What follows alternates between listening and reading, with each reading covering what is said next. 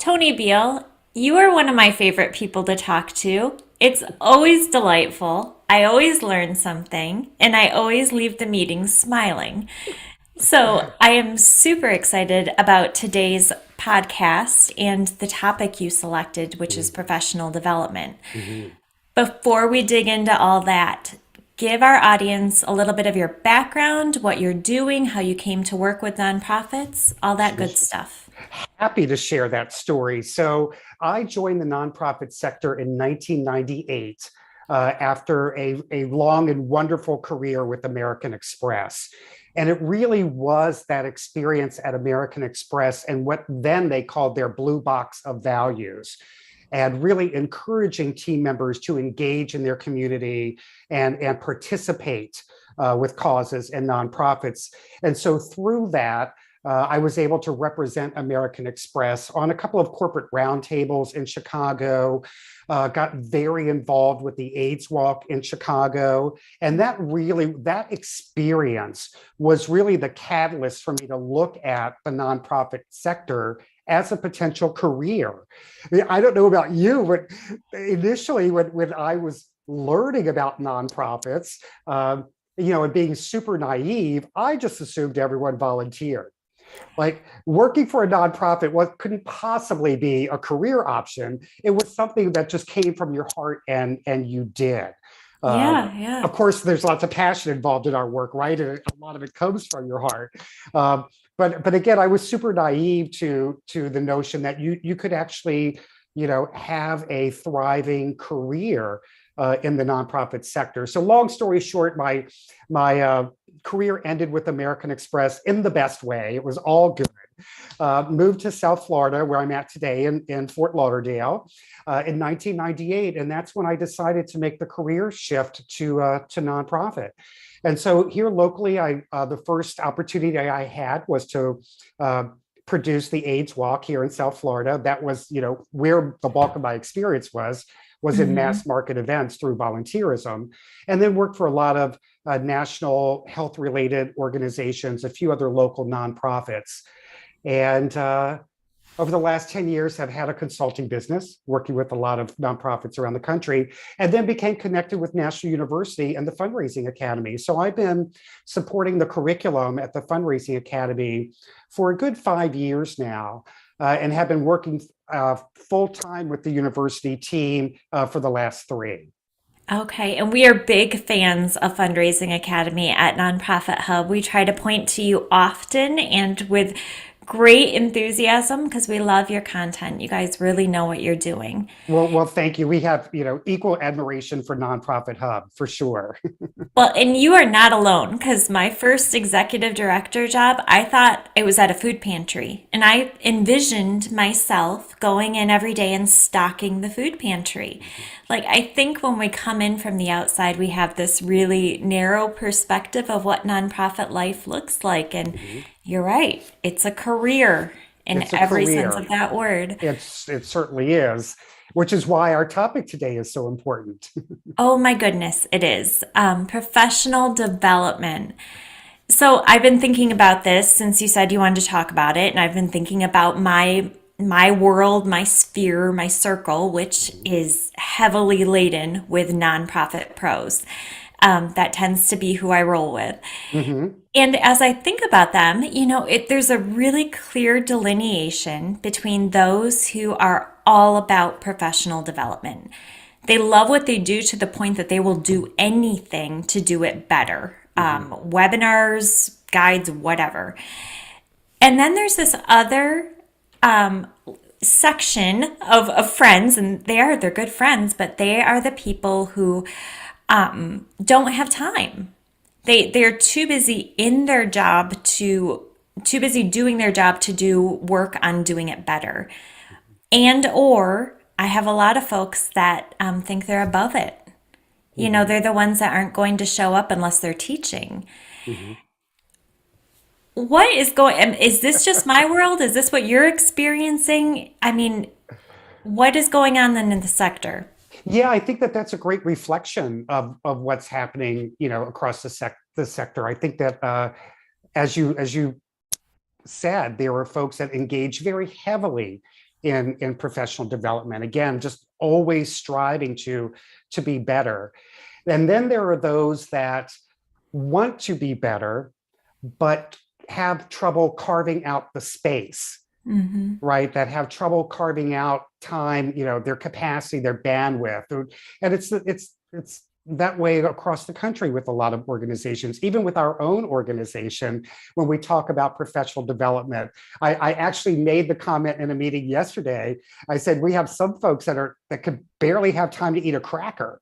So how are you going to get them to embrace the notion of investing in professional development or professional learning? And what we have to make sure we encourage with folks is that this little bit of investment now is going to give you big wins down the road. So it's not as if carving out the time is really going to set you back. In many ways, it's going to compel you forward in the long term. So for those folks, I would just really encourage them, find the time. Hmm. You really can. You have more control over your time than you might imagine you do. So find the time and lean in. And there's all different ways, and we might talk about this, but there's all different ways to engage in professional development, right? Podcasts, super opportunity to engage in professional development. Clearly, there are books, there are webinars, there are so many different channels that you can access for professional development. And then I love what you said about folks that feel like they are sort of above professional development or should be the ones facilitating, and they probably should be. But I think that I don't know. I struggle with anyone that has a know-it-all mentality, and Well, I go especially in a ahead. sector that's changing every day. I mean, as soon as you figure something out, it's going to be old news.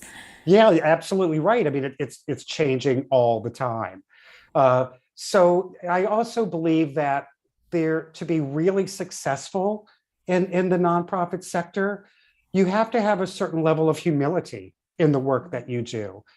And I feel like if you feel like you're beyond professional development or beyond getting better, you're lacking some of the humility that needs to exist in the work that you do.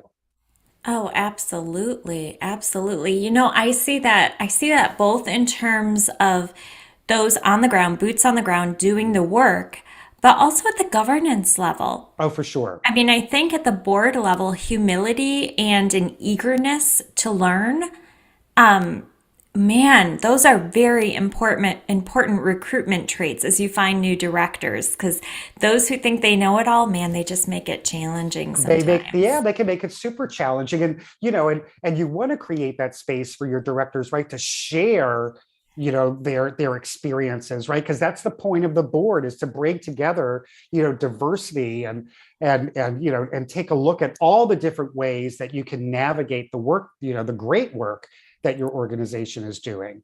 Yeah. And with a lot of organizations that I've worked with through my consulting business, when I had that, when it comes to board of directors and how to engage your board or supercharge your board, we actually went so far as to modify the bylaws so that the bylaws stated that board members and board of directors need to engage in at least one professional development opportunity a year related to the nonprofit sector, because they are the ultimate kind of leaders in many ways, and guide, right, we said governance, right, are guiding the direction of the organization.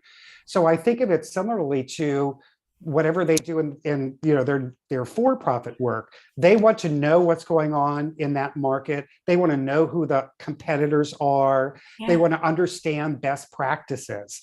So they should have some understanding of that in the nonprofit sector as well, if they're going to be the best leaders they can be for the organization. Amen. I so agree with that. What a beautiful addition to any set of bylaws. That Mhm. makes so much sense. And again, the accessibility is so much greater now than it used to be. So it's not as if a board member has to commit to a 2 or 3 day workshop in order to engage in some type of professional development that's going to be meaningful for their role on the board. That's true. That's true. We have a board basics course and we Mm, actually encourage, the ED and the board take this course together. It's 15 sure. minutes during every meeting. It doesn't have to be complicated. It doesn't. I feel you on the time thing though too. As soon as you said the thing about the cracker, my daughter gives me a really hard time because I eat really fast. Like I inhale my food. Mhm. And my kids always tease me about it, and I always tell them it's because I work in nonprofit. Like I have no time to eat, so I do it efficiently. But you're so right. I mean, we have control of our schedules, and that it's kind of a skill we have to learn to make time. hmm And we can't be afraid to say no, Yes. Yeah. because Yeah. professional development, in my very humble opinion, also supports self-care. Because there are many things, especially now as in today's environment where we're looking at diversity, equity, and inclusion, and how all of that plays a role in our professional development. And so you're always walking away, and again, in my very humble opinion, with something that not only supports how you can be the best that you can be for the organization and cause that you're passionate about, but how you can be the best that you can be for yourself. Amen to that as well. I love that. I love that. What a crucial and often overlooked piece of, Mhm, yeah, of mhm. well-being in the And so workplace. sometimes we have to say no in order to carve out the time for, again, professional development and those things that are not only going to help us be better for our community and our causes, but better for ourselves. So true. So true. Yeah. So if you are watching us on the live stream, I would encourage you to check out the full episode when it comes out, I believe in a week, on all the major podcast networks. So don't have any concerns about finding it. We have more great topics to come.